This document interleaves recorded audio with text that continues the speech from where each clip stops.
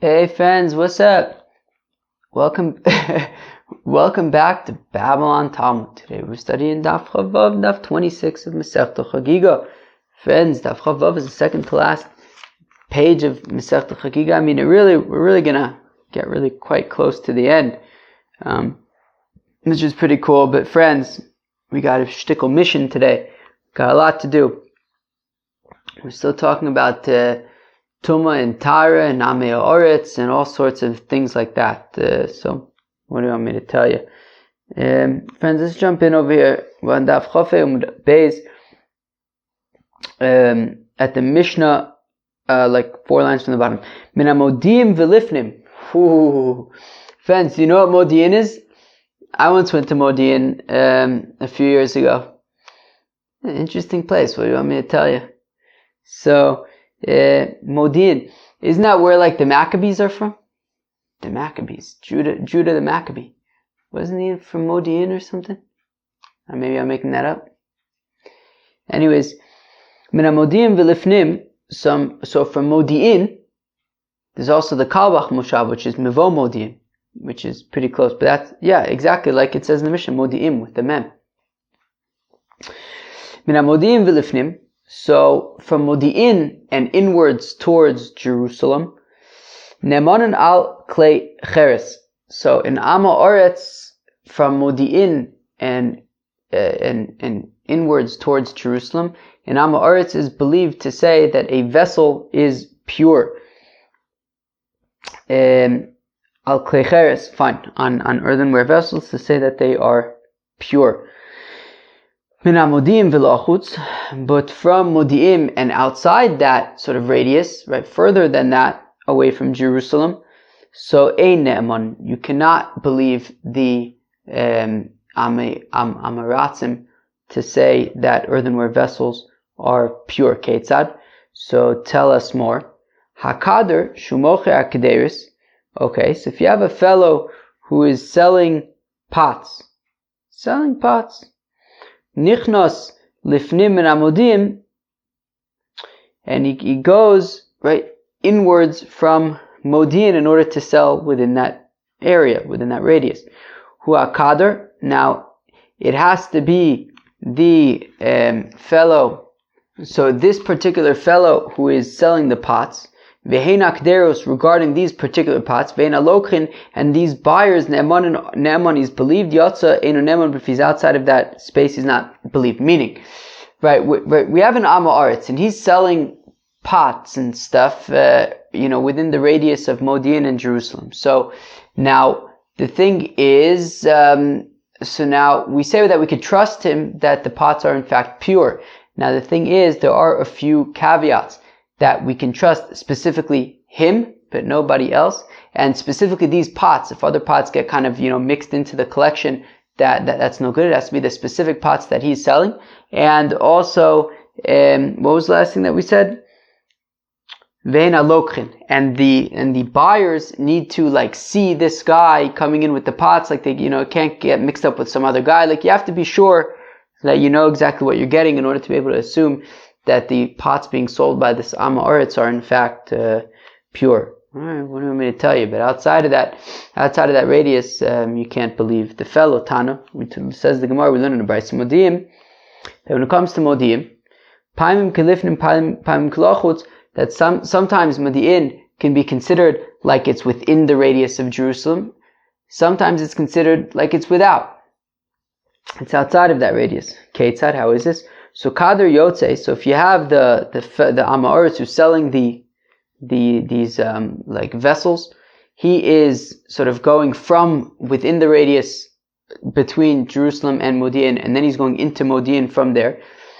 So Kader Yotze v'chover nichnas, and a chover, a fellow who's trustworthy when it comes to Truma, so he is coming from outside the radius into Modi'in. So you have the Ama Oretz going from within the radius of Jerusalem into Modi'in, right? Kind of leaving that radius to go into Modi'in. You have a chover coming from outside of that radius into Modi'in.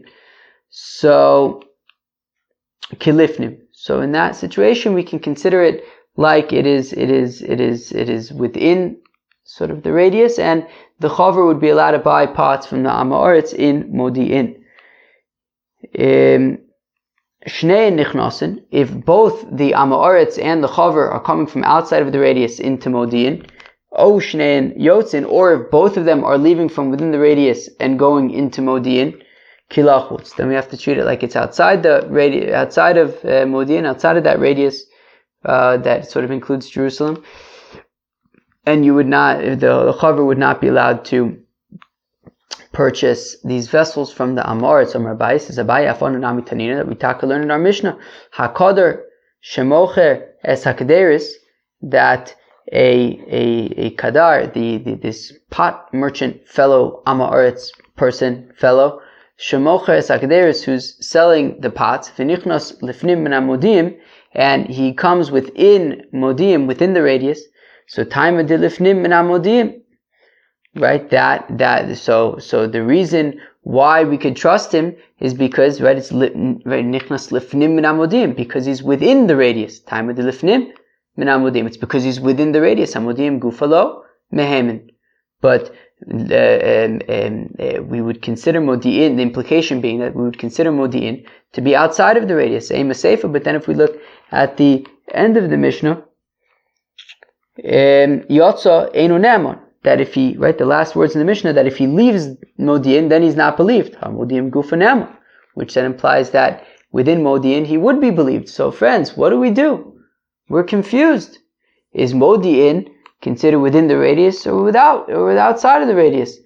What do? We're stuck. Our brains are going to explode. Ela lav shmamina, rather, says Abaye, don't let your brain explode. Everything's okay. Kan bekader yotze v'chover nichnos. It depends that when the merchant fellow Amoritz person is leaving the radius to go into Modi'in, and the chover is coming from outside of the radius to go into Modi'in, we said that in that case, Modi'in would be considered like it's within the radius, and the chover would be allowed to purchase from the Amoritz in that case. Kan b'sheshnein yotzin o shnein nichnosin shma mina. Whereas if both of them are leaving from within the radius to go into Modi'in, or both of them are coming from outside of the radius into Modi'in, in that case, Modi'in would be considered like outside of the radius, and the chover would not be allowed to purchase from the Amoritz. Very exciting sugya. Says the Gemara, Tana, we learn in the Brisa, Ne'amonin b'chlei cheres hadakin lakodesh. Okay, so we learn in the Brisa that when the Mishnah says that the Amoritz is believed when selling these earthenware vessels to say that they are pure, so ne'emanim b'chlei cheres, so we're talking about earthenware vessels, hadakin, that are thin. So things like cups, pots, things like that. Nothing too major. We're not talking about like barrels or anything. Alright, fine. And we're talking about Kodesh. We're talking about specifically Kodesh, but not, and friends, here's like kind of the whole key, which is not spelled out clearly in the Gemara, but friends, what was the previous Mishnah that we learned? Chomer B'Trumah, right? Meaning the name of this parak is Chomer B'Kodesh, right? The name of the parak is that, right? We listed 11 instances in which Kodesh is more stringent than Truma. But then the last Mishnah started by, right, told us that Chomer B'Trumah, that there are ways in which Truma is actually more stringent than Kodesh. So here's another example, that we're saying that you could trust an Amoritz within the radius of Modi'in with regards to the purity of a sort of like klei cheres, like, pots and cups and things, by Kodesh, in the context of Kodesh. So that's a leniency, right? So the Amoritz is believed regarding the purity of these ceramic vessels within the radius of Modi'in. However, that would not apply to Truma. He would not be believed. So again, Svatana, Ne'emanim b'chlei cheres adakin lekodesh, when it comes to Kodesh. Amar Rish Lakish says, Rish Lakish, v'usha nitlon biyado achas, v'usha nitalon biyado achas, that these vessels have to be able to be held in one hand. Rabbi Yochanan Omar says, Rabbi Yochanan afilu she'en nitalon biyado achas, even if you can't hold it in one hand, that would still be acceptable. You would still be able to trust the fellow, the Amoritz fellow. Amar Rish Lakish says, Rish Lakish lo shanu el reikanin, we can only trust these Amoritz people regarding empty vessels. Avum lein lo, but if they're full, then we cannot trust them. Rabbi Yochanan Omar says, Rabbi Yochanan afilu melein, that even if they're full, Even if his garment is inside of it. Alright, what do me tell you? Even if the garment's inside of it, so you could still trust the fellow. Alright, what do me tell you? Ravin says Ravin, Rabbi Yochanan admits b'mashkin atzman that the liquids themselves, right? Meaning, so if we could trust the Amoritz regarding the purity of these vessels, and Rabbi Yochanan is saying that it's even if the vessels are filled with, let's say, like wine or oil or something, but Rabbi Yochanan would say that regarding the liquids that are inside the vessels, shehein tmein, the liquids would be tmein, v'alti tamu. And it's not so crazy to think that you can have a vessel, that the vessel is pure and the contents are impure, because we actually saw the opposite really the other day, but the point being that there could be separate statuses for the vessel and the contents of the vessel. Shari logan mali mashkin, logan tmein tumashivo mashkin torin. We learned the other day, right, in an example where you have a 2-story house, you have a corpse in the bottom story, and then there's like a opening to the upper story. And there was like a klicheres that was dividing it, but it was tamei, so it doesn't make a hefsek, whatever it is. So then the tumah goes up to the second floor, and we say that the woman and let's say that there were vessels with contents in it, so we said that the vessels will become tamei, assuming that they're not klicheres, because klicheres are not makabel tumah from the outside, so let's say they're made out of wood. So then the vessels would become tamei, and the contents would be tahor. So we see that we do make distinctions between the vessel and the contents, and therefore here also Rabbi Yochanan is saying that when it comes to these vessels that we trust the Amoritz about, so specifically we could trust them about the vessels, but not about the contents. The contents would be tamei. Alright, friends, that was pretty awesome, right? New Mishnah. Hagaboin shenichnasu lesocha boyis. Okay, you have a fellow, and his job is that he represents the king, and he goes into the houses of the Yidden and he chaps things. So that's this fellow. So this fellow, he chaps different things. So if these chappers came into the house, and similarly, if you have a ganif, you have a Moshe the ganif, you have a thief, and as the Gemara is going to say, he's doing, for whatever reason he does tshuva, and he returns an object. Alright, he returns a vessel. They're believed to say that we did not touch the inside of the vessel, right? If it's a klicheres, so it can only become tamei from the inside. They're believed to say that they did not touch the inside of the vessel, i.e. that these vessels are pure. Okay, so if a chapper comes into the house to chop things, and he says, look, but I didn't chop these vessels, so we could believe the fellow, or if a thief returns a vessel, so he's believed to say that it's pure. Uv'Yerushalayim ne'emanin al hakodesh, uv'shas haregel af al ha-truma. And in Jerusalem, Amoritz people are believed regarding kodesh, and v'shas haregel af al ha-truma, and during the festivals even for truma, right? Like we had learned recently that when it comes to like wine of kodesh and oil of kodesh, you can give it to the kohen at any time when it comes truma, but when it comes to truma, we said only specifically during the like pressing seasons, but also we're saying that on the festivals in Amoritz is believed with regard to truma. Vira minhi. So one second, we have a kasha. What's the kasha? Gaboin shenichnusu lesocha bois, habayis kulo tamei. Whoa! Friends, we averted our brains exploding a minute ago, but can we avert it a second time? The Mishnah had said that the Gaboin shenichnasu lesocha bayis, I'm reading from the Mishnah, skip a few words, ne'emanu lomer lo nagainu, that if you have the chappers and they come into the house to chop things, and then they say, look, I didn't touch anything, they're believed. Yet we have a brisa that's saying, I'm going to read it again, Gaboin shenichnasu lesocha bayis, that these chappers who came into the house, habayis kulo tamei, the gans, how do you say house in Yiddish? Bus? Like, what's a balabus? A balabus, I don't know. No, wait, one second. A haim. Or I guess it depends how you do things. Haim, heim. Alright, let's forget the Yiddish over here. So, well, chopper is Yiddish. So we'll stick with chopper. Chopper is good. So the chaper comes into the house, and so we say the chaper comes into the house.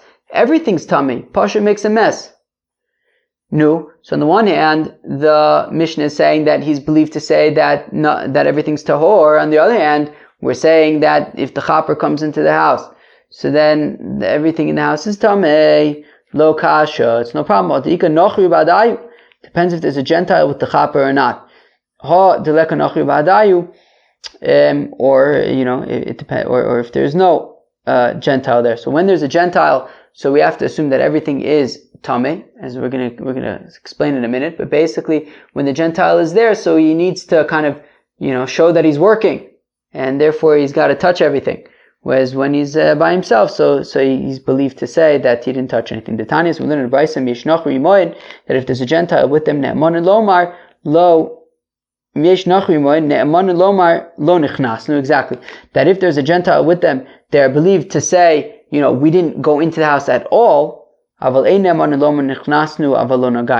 they would not be believed to say, well, we went in, but we didn't touch anything. No, if there's a Gentile with them, then they're not believed. Now, as you might be thinking, what's the whole deal with the Gentile? Why does that make a difference? So, Rabbi Yochanan and Rabbi Elazar, one opinion is Emas Nochri Alein. One opinion is that the fear of the Gentile is upon them. Emas Malchus Alein. The other opinion is that the fear of the king is upon the chaper, which is going to lead him to chap stuff. So, my benai, what's the difference? So the difference between if it's the fear of the Gentile upon the Yidala, or if it's the fear of the king upon the Yidala, so the nafkamina would be if you have a Gentile who isn't particularly important. So in that case, if he's not so important, so you're not so scared of him, but he could always rat on you to the king. So therefore you might, so it depends, if you're concerned about the king, well, you have to be concerned about the king here, oichit, as well. But if you're only concerned about the fear of the actual Gentile, if he's not so important, then there's not so much to be fearful of. And and therefore you would be able to potentially believe the chaper in that case. Okay, fine. So the Mishnah had said that if a chaper comes into the house, he's believed to say that he didn't chap absolutely everything. That's talking about when there is no Gentile with him. But if there's a Gentile with him, then we have to assume that he had to make himself look like he's working, and that he chapped all sorts of things, and everything's tummy. So says the Gemara that the Mishnah had said that if you have a thief who returns what he stole, so he's believed to say that he didn't make it tamei. So viramini, we have a contradiction. That if you have a thief who comes into the house, eino tamei ela makom drisas ragli aganovim. That you have a thief. The thief comes into the house, so the only part of the house that's tamei is the place where the thief roamed around. So what do we see? So we see that wherever the thief roamed around, though, memele, it's tamei. We don't believe him to say that he didn't make anything tamei. No, wherever he is, it's tamei. So Rav Pinchas b'shmei de Rabba says Rav Pinchas the name Rabba k'sha'asu tshuva. Well, it's talking about when he did tshuva. He did tshuva, and now he wants to return the lost object. Right? Dekanami, you can also infer Dekatani Sheikh Zero Sakelim Shmaminim. Right? We're saying that he's returning the objects. What thief returns what he stole? It's talking about where he did tshuva, and therefore he's doing tshuva, and therefore we could trust him to say, if the thing is tamei or tahor. So we say that an Amma Aretz is believed in Jerusalem regarding Kodesh. Tana, we learn in Brayso Ne'eman al Klecheres Gasin la Kodesh, that they are believed with regard to large earthenware vessels with regard to Kodesh, right? That they're believed to say, that Amma Aretz is believed to say that the vessel is pure with regard to Kodesh. V'cholkach lama shein osin kivshonos b'Yerushalayim. And what is the deal with the whole Modi'in thing and stuff? So it's because we don't make furnaces in Jerusalem. And therefore, because we don't make furnaces in Jerusalem, so it's kind of harder to find these, it's not super easy, I guess, to find these things in Jerusalem, like different sized containers, vessels. So therefore, when it comes to smaller vessels like pots and pans and cups and things that everybody needs, and there's a lot of demand for it. So the rabbi said, okay, fine. So you can, the radius is up until Modi'in, that you can even purchase from an Am Ha'aretz these vessels. When it comes to like bigger kind of stuff, which are not necessarily needed for everybody, but more for like the Beis Hamikdash and for like the wine and the oils and stuff. So for that, they said, yeah, you could buy from an Am Ha'aretz, but only specifically in Jerusalem, not all the way out till Modi'in. And we said that on the Shalosh Regalim, the Amei Ha'aretz are believed even with regard to Trumeh. Minani Mili, how do we know this? Amr Yoshua ben Levi, Damar Kra, that the pasuk says, Vayosif kol ish Yisrael elo ir ki ish echod chaverim.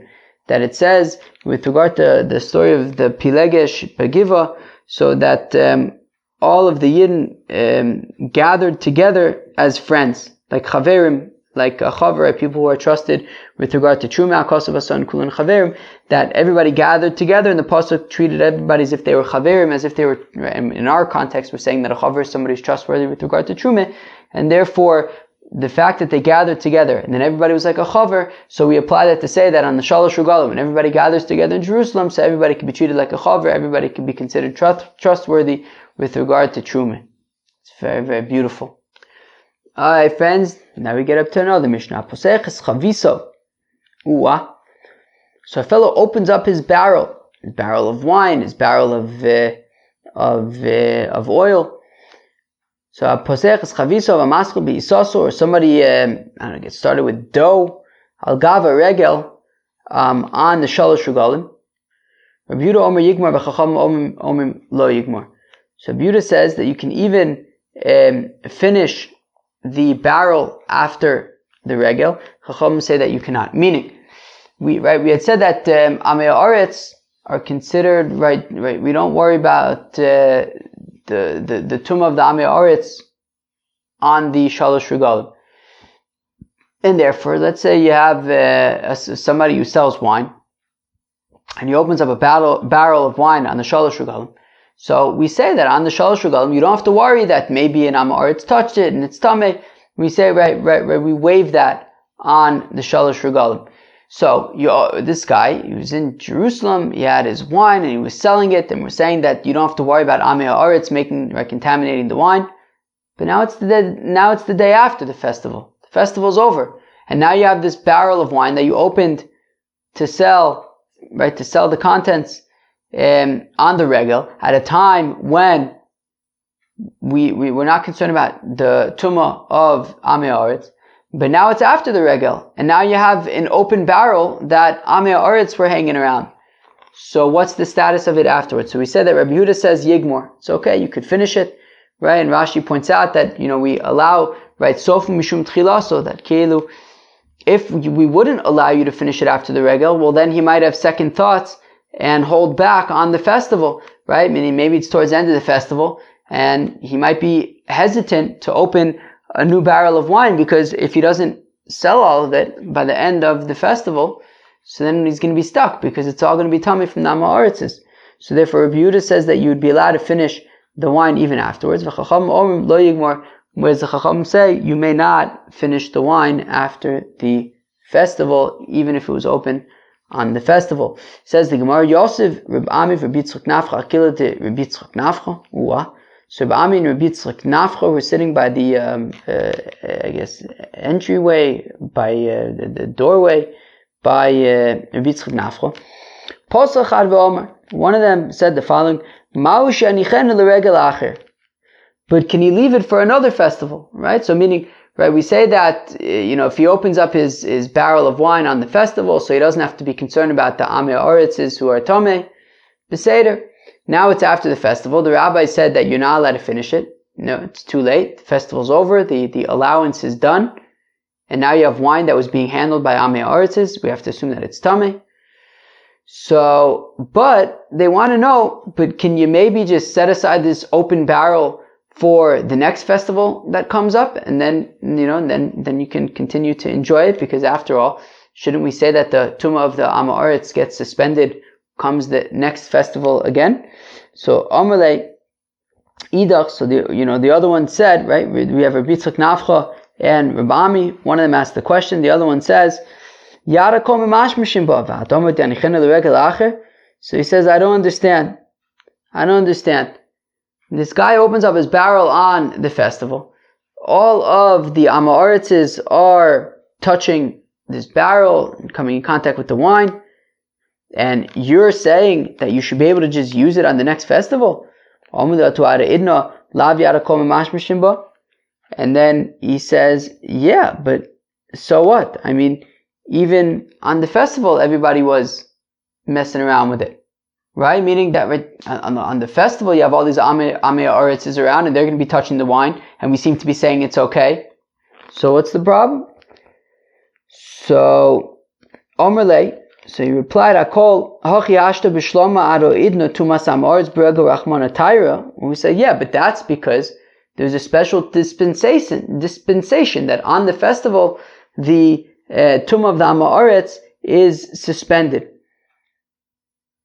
And therefore, on the festival, even though all the Amoritzes are swarming, we say that even so, the wine remains tahor. But now it is tameh. So we see two ways, right? One argument is that, well, on the festival, any tumah of the festival is suspended, right? The other way of is suspended forever; it doesn't exist. The other way to understand is that no, it's temporarily suspended, but after the festival, it's tameh once again, right? Well, or the tumah kind of kicks in. So name a ketanois. So let's say it's taka machlokas tanoim about how to understand the opinion of the rabbis, right? Remember, Rabbi Yehuda says that you're allowed to finish this wine that was open on the festival. The rabbi said that you're not. Now we want to know, but can you save it for the next? Can you save it for the next festival? So let's say that is actually a machlokas. The Tanichada, that we have one brayso that says yanichen l'regel acher, leave it for another festival. V'tani idach yanichen l'regel acher. The other opinion is that do not leave it for the next festival. My lav tanoihi. So let's say it's taka machlokas tanoim. That again, the rabbis say that on the festival, any wine that's opened on the festival, don't worry about the tumah of the Amei Aretz. However, after the festival, we have to then go back and say, okay, festival's over. The fact of the matter is, all of these Amei Aretz were swarming and touching the wine and stuff like that. So now festival's over. The dispensation is gone. So now the wine is tameh. So I can't drink it now. Then the question was though, but can I save it and use it on the next festival? So we want to say that's taka machlokas tanoim. Right? We said we have one brayso that says, right? We have one brayso that says that leave it for the next festival, and the other one says don't. So it's machlokas tanoim. The Gemara says no, that's not true. Hadiktani yanichena Rabbi Yehuda, hadiktani lo yanichena Rabbanan. No. Actually, the machlokas tanoim about whether you should leave it for the next festival or not is not within the context of the rabbis. That again, the rabbis said that after the festival you cannot continue to drink this wine. And we wanted to say that this machlokas is then about, but can you save it for the next festival? That's not how to understand it. Rather, the brayso that says leave it for the next festival is the opinion of Rabbi Yehuda, who says that you could drink it even after the festival, and the opinion that says that you may not leave it for the next festival is the rabbis who say that once the festival passes, it's gone, and that is, right, you can't use it anymore, and that is that. V'tizbra, but 1 second, ask the Gemara, how Rabbi Yehuda, Yigmor Kamer, 1 second, what does it mean that Rabbi Yehuda is saying that you can leave it for the next festival? Rabbi Yehuda says you can even drink it right now, when it's not a festival at all, right? Even the day after the festival, you'd be able to drink it. So why would Rabbi Yehuda say that you have to wait till the next festival? No, rather, the brayso that says do not leave it is the opinion of Rabbi Yehuda. Let's go right there for a second. That which it says you can leave it is the rabbis. What does it mean when Rabbi Yehuda says don't leave it? It means you don't need to leave it. So, therefore, we could say that these two braysos are actually reflecting the opinion of Rabbi Yehuda and the Chacham respectively, and Rabbi Yehuda's opinion is that any barrel that was open on the festival is tahor. Don't worry about the tumah of the Amoritz, and that's even after the festival. You still don't have to worry about the tumah of the Amoritz. even after the festival. And then the Bryce that says leave it for the next festival doesn't mean you have to leave it for the next festival. It means that you can, or what does it say? It says she'ein sarich. I'm sorry. When the Bryce says do not leave it for the next festival, it means that you do not need to leave it to the next festival. So again, the Bryce that says do not leave it to the next festival is Rabbi Yehuda's opinion. The Rabbi Yehuda says that you're allowed to you're allowed to consume the wine even after the festival.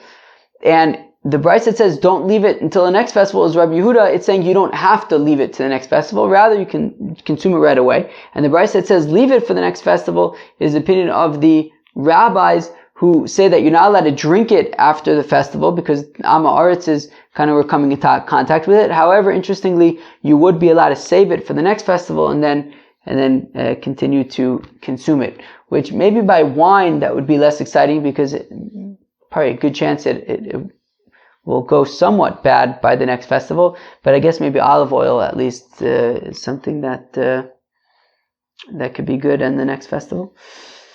New Mishnah, Misha Avra Regel, that once the festival is over, my virin al tyrus azara. Interesting.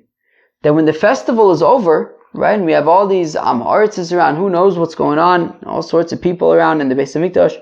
So my virin al tyrus azara, we purify everything in the azar. Alright?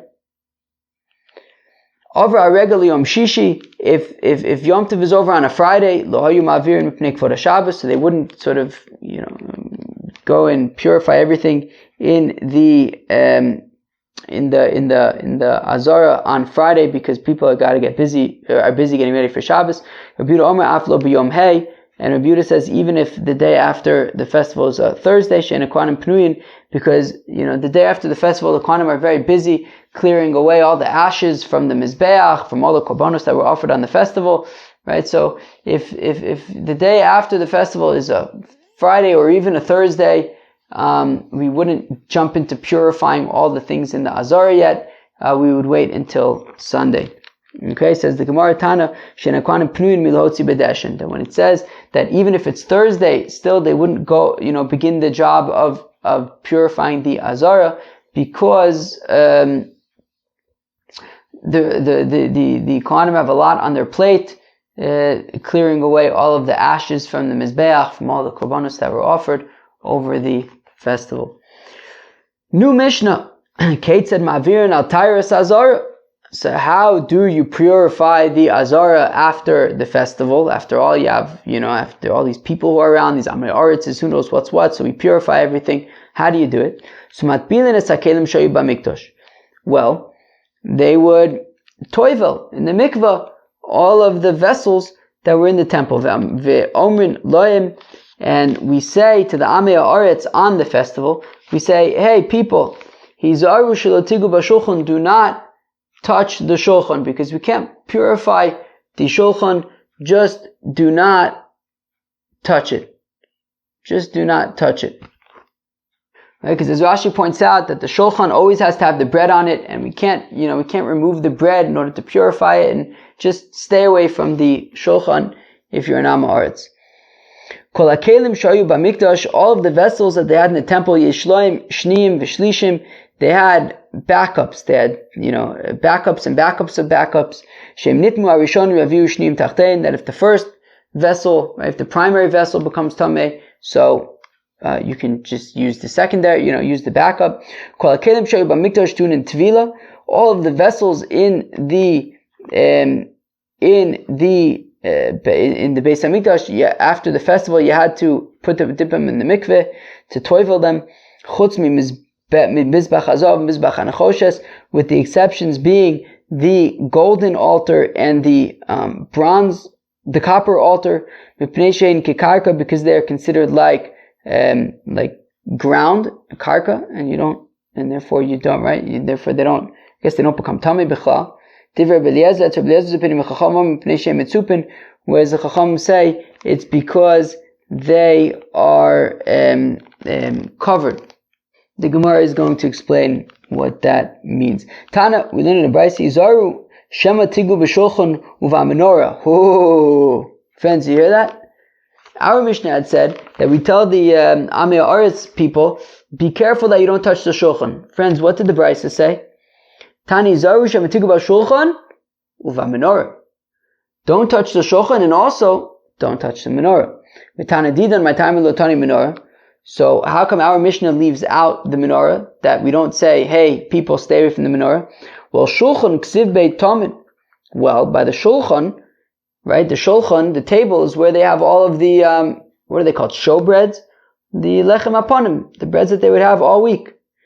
So, it says tamid over there. It says that the breads always have to be in there, and we can't empty out the breads in order to toivel the shulchan, and therefore, we say just stay away. Menorah lo ksiv beit tamid, but it doesn't say tamid always, constantly, in the context of the menorah, right? Even the candles by the menorah they weren't lit all day; they were lit all night, and therefore, because it doesn't say tamid, therefore it doesn't say always, right? There isn't the same concept of always, so therefore, we don't have to say, hey, be careful, don't go near the menorah. The idach, and the other opinion who says that we do say stay away from the menorah.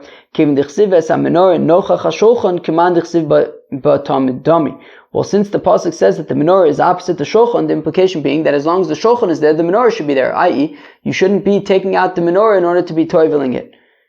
It should always be there as long as the shulchan is there, and the shulchan is always going to be there because the lechem apanim are always there. Whereas the other opinion, which says that we don't say stay away from the menorah, so the whole thing about it being opposite the shulchan, it's not to say that it always has to be opposite the shulchan. It's just saying that is where its position in the Azara is. But if you have to toivel it, toivel it. What do you want me to tell you? V'tepuk li dekli eitz osu linachas hu. V'chol kli eitz osu linachas lo mitame. Ooh, in fact, the Gemara, wait a second. Why are we concerned about the shulchan becoming tameh? Right? Stay away from the shulchan. We don't want it to become tameh. And if it becomes tameh, it'll be a mess because there's lechem apanim in there and they always have to be there. We can't take them out. Friends, in fact, the Gemara, v'teipukli techli eitza osu l'nachasu, that the shulchan is a wooden vessel which you're not meant to move it. You put it down and you leave it there. And any vessel, any wooden vessel that isn't movable, that you don't move, is not mekabel tumah. My time outcome do me the sack, because it's compared to a sack, right? Right. What does the pasuk say? The pasuk says,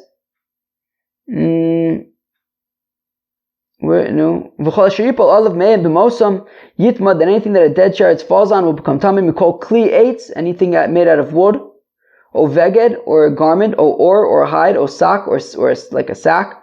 Call kli asher yasa malacha boim b'mayim yuva v'tamei ad ha'or v'tarifim seder. So we compare all sorts of things in that pasuk, right? I lost it already. That we compare wood, garments, hide, sacks. So we compare a wood to a sack. Masak mitalto mali v'reikam, av kol mitalto mali v'reikam. So just like a sack is something that you can hold when it is full, and you can hold it when it's empty. So then also by the by wood as well, it would have to be something that you can always move it. Whereas this shulchan is not something that you move. So therefore it should not be mekabel tumah. So what are we concerned about anyways? Why do we have to say stay away from the table? Who cares? It doesn't become tummy anyways. So, and for the Gemara, hainami mital tumah levirekamu. That actually, we do move the shulchan. K'der Rish Lakish, it's like Rish Lakish, Dam Rish Lakish. My dichsev, what does the pasuk mean? Ala shulchan atar. On the shulchan that is pure. Michlal shu tameh. Well, if it's pure, it implies that it is able to become tameh. But one second, how could it become tameh? It's a kli eitz asul l'nachas.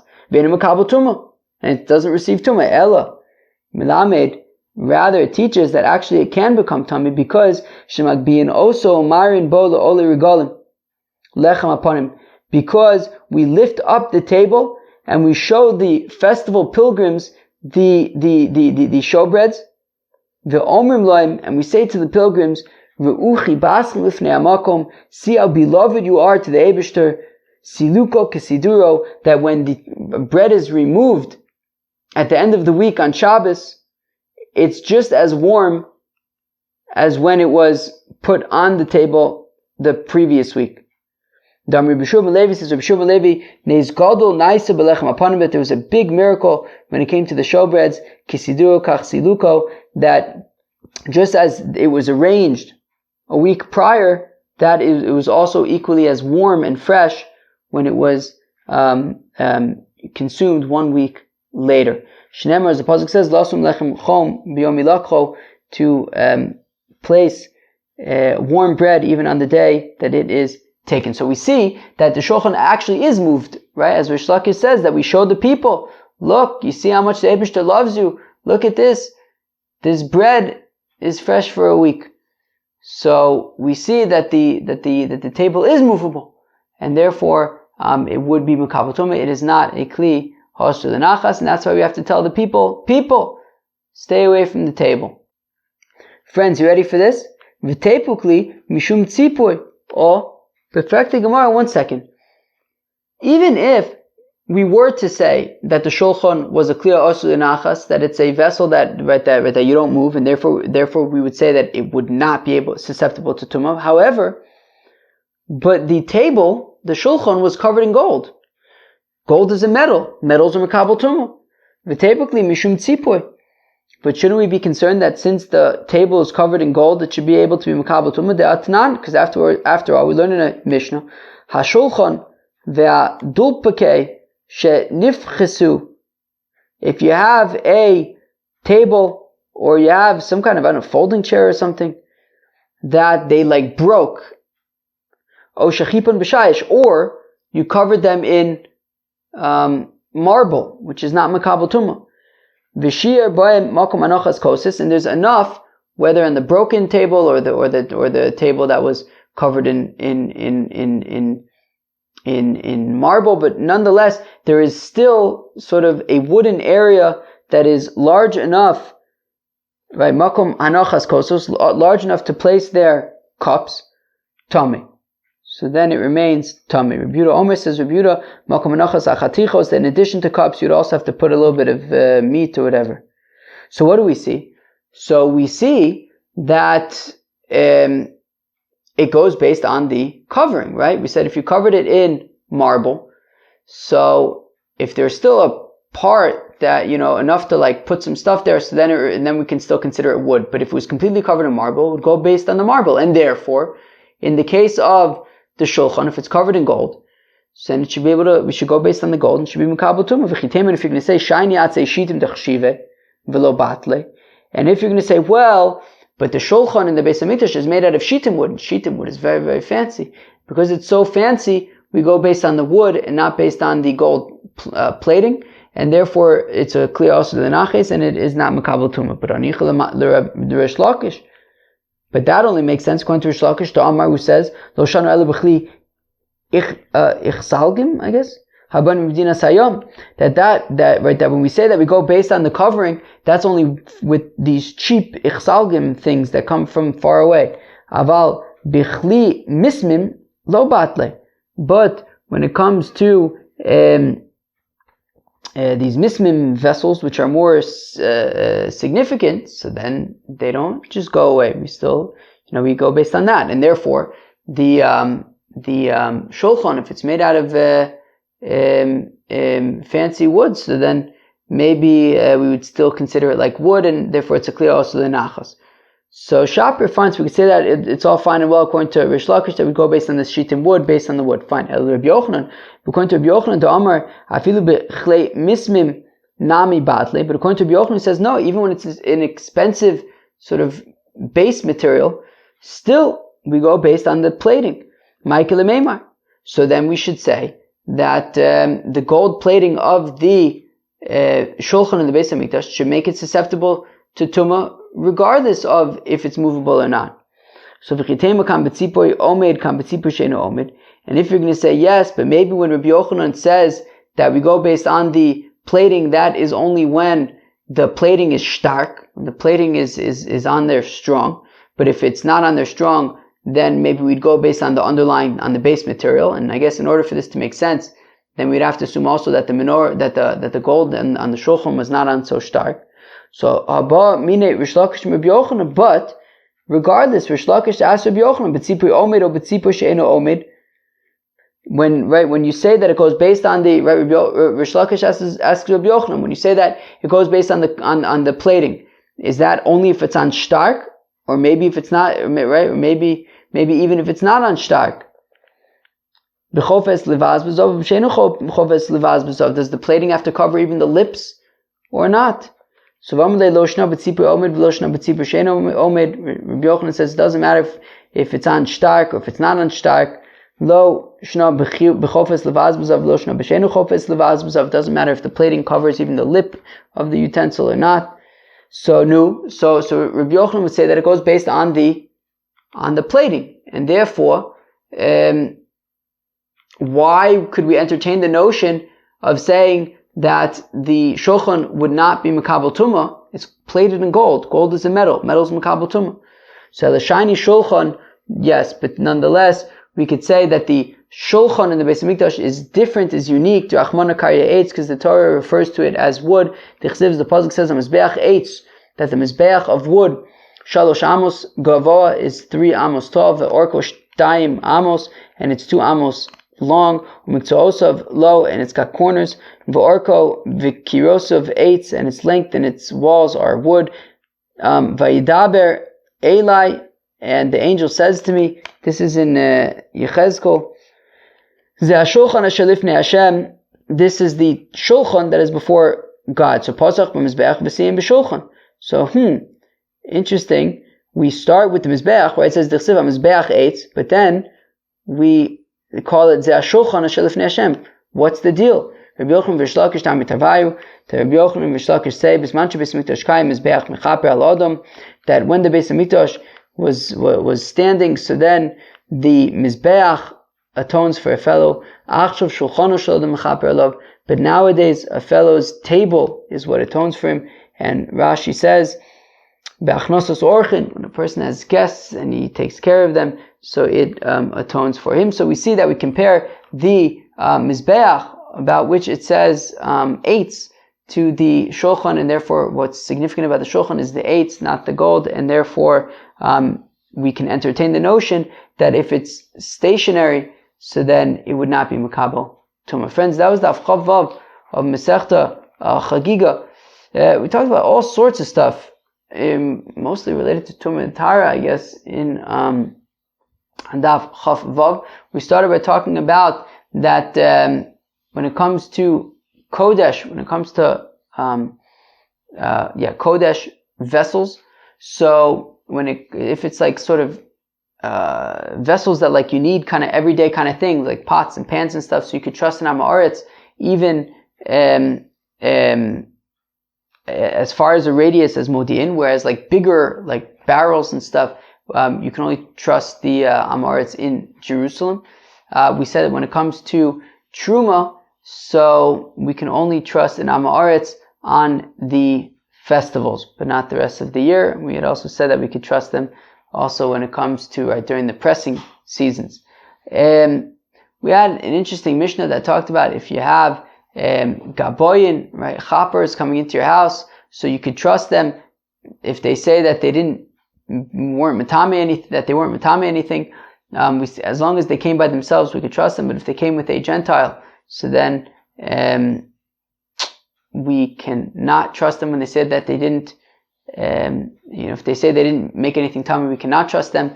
There were two opinions between Rabbi Yochanan and Rabbi Lazar about why we would be unable to trust them when they are with a Gentile. One is because he's concerned about the Gentile. The other one is that he's concerned about the king.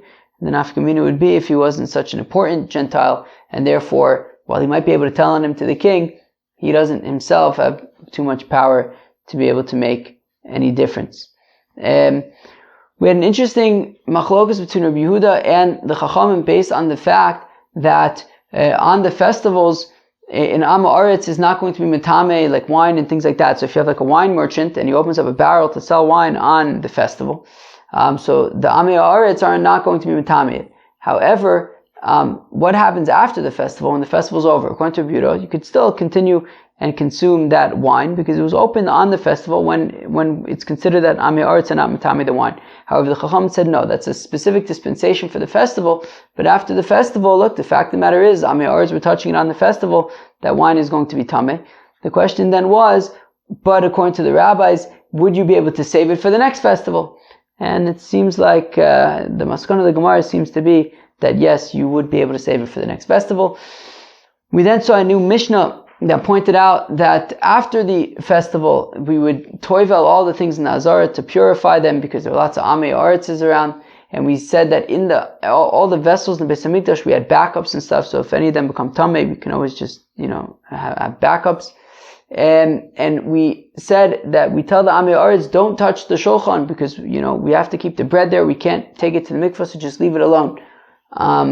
There was another brayso that says that maybe it doesn't just apply to the shulchan, maybe it's the menorah as well. And then we asked the question, but isn't the shulchan made out of wood and it's a kliya asul l'naches? To which we said, well, but actually according to Rish Lakish, we would show everybody the breads on the table during the festivals to show how much God loves us, that the breads even throughout the week remain warm. Then the Gemara said, but one second, even if it's a kliya asul l'naches, it's made out of, it's covered in gold. So then shouldn't it be mikabel tumah anyways?